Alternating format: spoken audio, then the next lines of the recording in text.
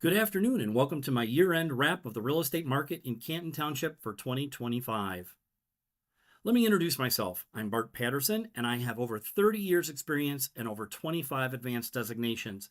My expertise is the understanding of today's intricate market and the future economy and working with you to develop a strategy whether you're buying or selling in today's market.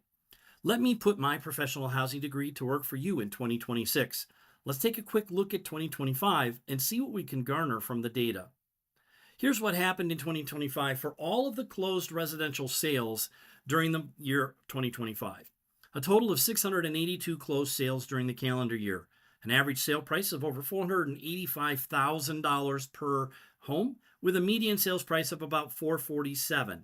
The average days on market was 20.7, while the median days was 9.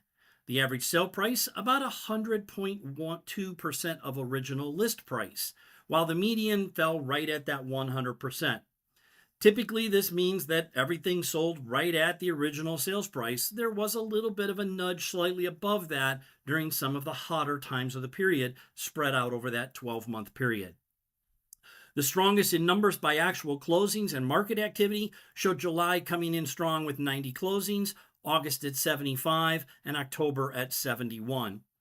The volume and the pending price, or the sales price, is extremely important that we look at. Volume is important and this is a reflection of the supply and demand as well as the price. And this is something that every agent should look at when they're putting together that marketing strategy. Again, strongest by total volume, July leading at 45 million, August at 39 million, and June at 35. The strongest for sellers, sale price to list price ratios, again, falling June, May, and July respectively, all at 100 point or higher percentage sale price to original list price. Let's take a look at the 682 sales broken down by month. This gives us a little clearer understanding. Again, a little bit of a reality check about that 100%. There was a small tolerance, which I mentioned before, 0.25%.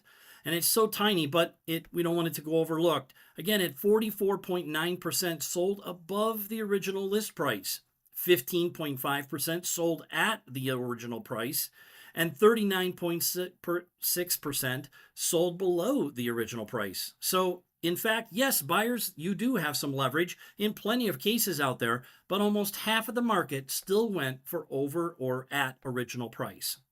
The strongest, of course, in activities, which I've mentioned already, July, August, and October, and the strongest by money, July, August, and June, a slight difference there. Again, stating that June, May, and July all at 101 or higher percentage point, okay? Notice, though, that October jumped down to 98.9%. Again, start of the holiday season, and that's a big hit there, and probably one of the slowest months out there overall, all right? So what does it look like for 2026 with a broad prospect? Well, first, let's talk a little bit about the fixed mortgages. Everything right now still in the low range of 6%, 6.3. Again, there's been some indications that we might see a little bit lower, sub 6% by the year end. I wouldn't bet my hat on it yet, but we're going to see how the economy goes. Again, unemployment and trying to ease inflation and all those things, if they can keep that at a minus, down about 4 or 5%, that would be pretty good. The housing forecast, though, does expect that there will be more inventory in 2026. That's also going to mean that's going to be a softening of some of the price points. While the prices themselves will go up as generally thought, about 2 to 3%, we're probably not going to see the competitive seller's market that we once had. So that's going to be pretty important. There's going to be no rocket ships or 12 to 15% in growth per year. The days on market will probably linger. While we saw some really, sub 9 days and so forth, we're already seeing that those are extending somewhere in the 40 to 50s. And based on the price point of the houses and the average price points here in the Canton marketplace, I expect those to be somewhere in the 30-day market range. If we see some increase or decrease in the actual rates, and we get that 5.9 or below, that's going to help confidence, and that's going to definitely bring more buyers to the table, and that should probably see a stronger season for us in that process. Sales will still happen, but negotiations will get much more difficult and much wider. And there'll be negotiations on both sides. Okay. So there'll be some price reductions, which we're already seeing in the market, and a lower share of them selling above the original price, which we saw everything almost last year. Over 50% of it was there. So we're going to see a lowering of share of the selling above the list price, and then the days on market rising as well, especially in those higher price ranges.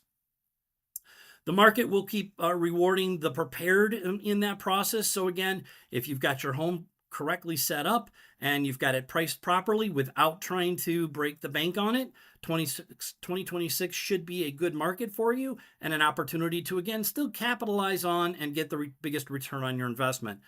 Overpricing it still creates those long days on market, and that condition as well as presentation and correct price equal the speed of which we all sell at.